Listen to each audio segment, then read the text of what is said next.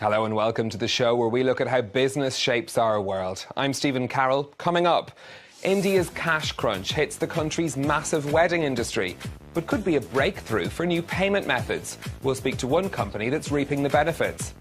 Facing up to new technology, how paying with a selfie or a retina scan could soon become the norm.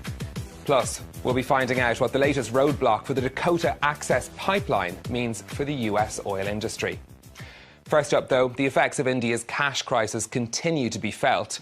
Prime Minister Narendra Modi has asked for 50 days for things to settle down after his government pulled more than 80% of banknotes from circulation. But the chaos around replacing the 500 and 1,000 rupee notes has hurt many businesses. In a moment, we'll hear from a company that's benefiting from the process. But first, Mariam Saab has been looking at how the cash crunch has affected India's massive wedding industry. The big fat Indian wedding is about to get a trim down on the country's crash demonetisation diet.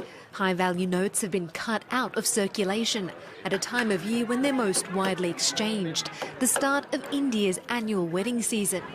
We already had 40-50 weddings for the season, and now we are executing only 15 or 20 because the rest of them are either have been postponed or have been cancelled just because of lack of funds in their hand.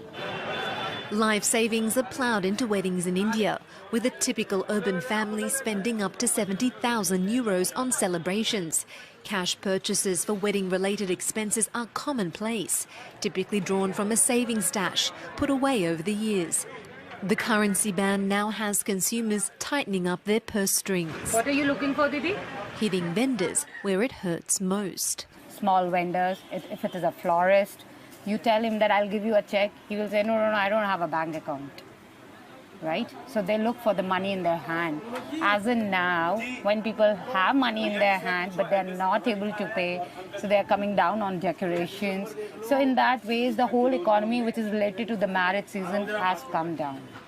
Another casualty. Delhi's oldest gold markets have temporarily closed after tax officers raided jewellers across the country amid reports of a gold buying spree as people tried to turn their cash into gold. So this process has been bad news for the wedding industry, but it's provided an opportunity for others. Mobile payments have soared since the cash crunch in India began, and that's been a boost to companies like MobiKwik.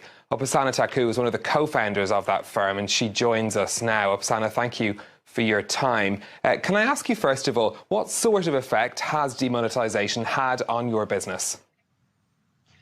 The impact on my business, MobiKwik, has been immense. It has been exactly 1 month since the Prime Minister announced new policies about demonetization and how India is now going to become a digital payments country.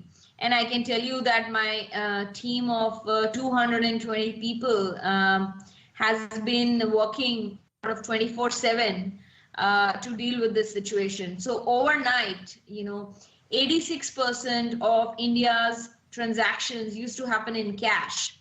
And overnight, from hospitals to gas stations to schools to mom and pop stores across all the markets of all the cities of the country want to adopt digital payments. Does India have the mobile infrastructure that's needed for your business to grow? Yes, definitely. Couple of facts about India. We are a country of 1.2 billion people.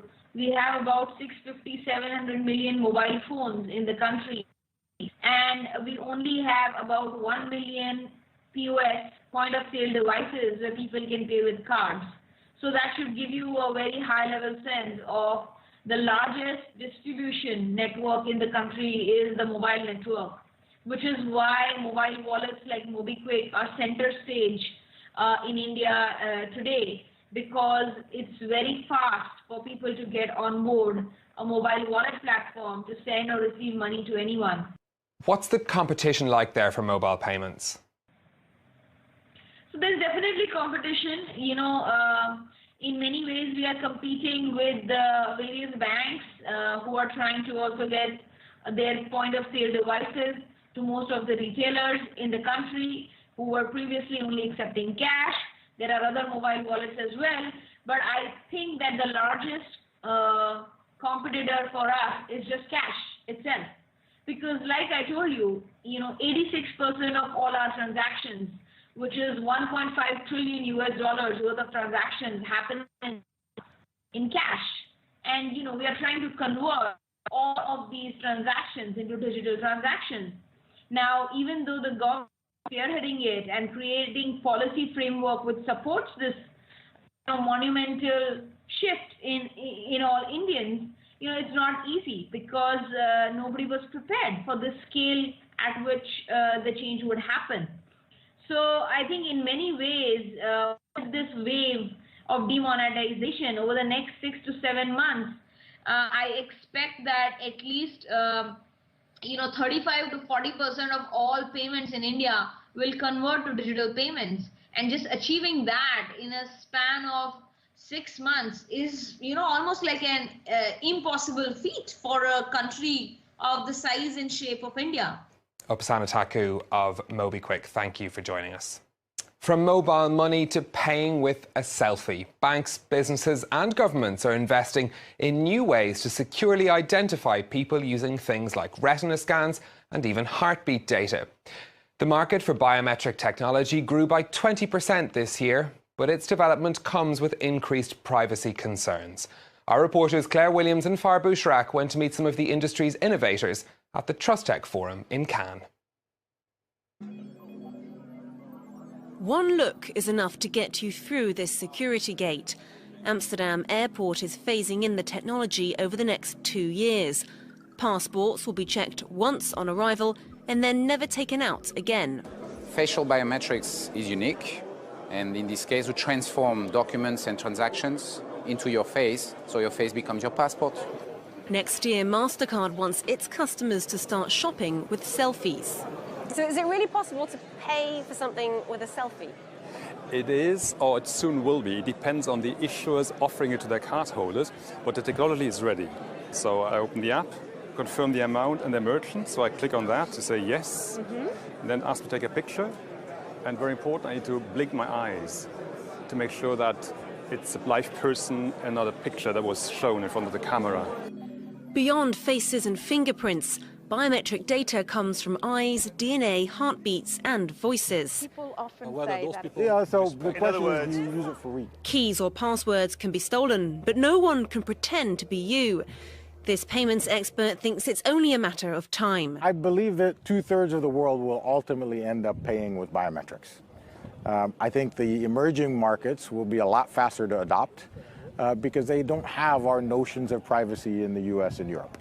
But ultimately, I think it'll also end up seeping by choice into developed markets. If I give you a lot more convenience, you'll probably use at least some of the time.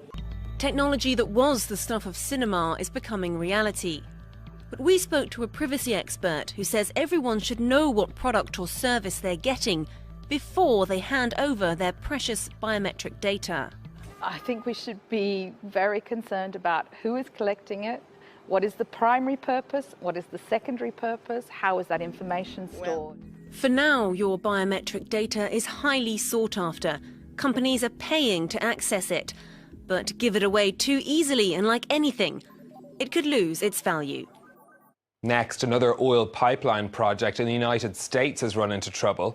The US Army has refused permission to build a key section of the Dakota Access Pipeline, which runs near a Native American reservation. Protesters have been camping out near the site for months. They say the pipeline would endanger the Standing Rock tribe's water supply and run through a sacred burial ground. The project could still go ahead, but demonstrators are claiming victory against big oil companies. This is the best news that I've heard forever. The best news for Native people, Native country, the whole United States, all of people, because water is so precious.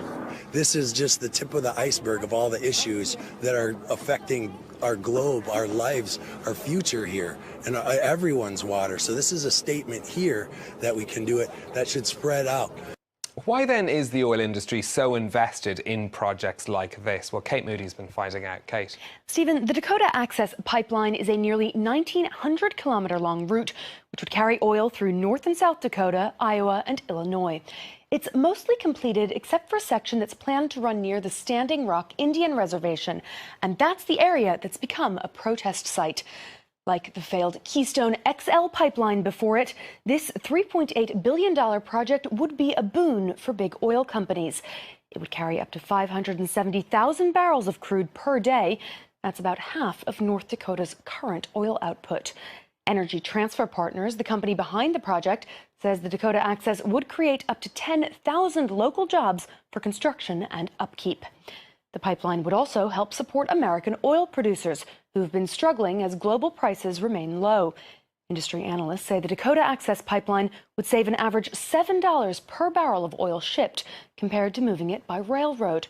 That will help U.S. producers remain competitive and encourage more pumping in North Dakota while decreasing the amount of oil the country needs to import from abroad. So what happens next? The most likely scenario is a new route to complete the pipeline that avoids that controversial patch. President-elect Donald Trump could have a say in how or if the Dakota pipeline presses ahead. Meanwhile, Canada has approved 2 more massive oil pipeline projects, a sign that despite public opposition on both sides of the border, the oil industry is unlikely to give up on its pipeline dreams. Stephen? Kate, thank you very much for that. Well, that's it for this People in Profit. If you've any thoughts on the stories that we've been covering, get in touch on Facebook at France 24 Business, or you can tweet me at NewsStephen. Until next time, thanks for watching.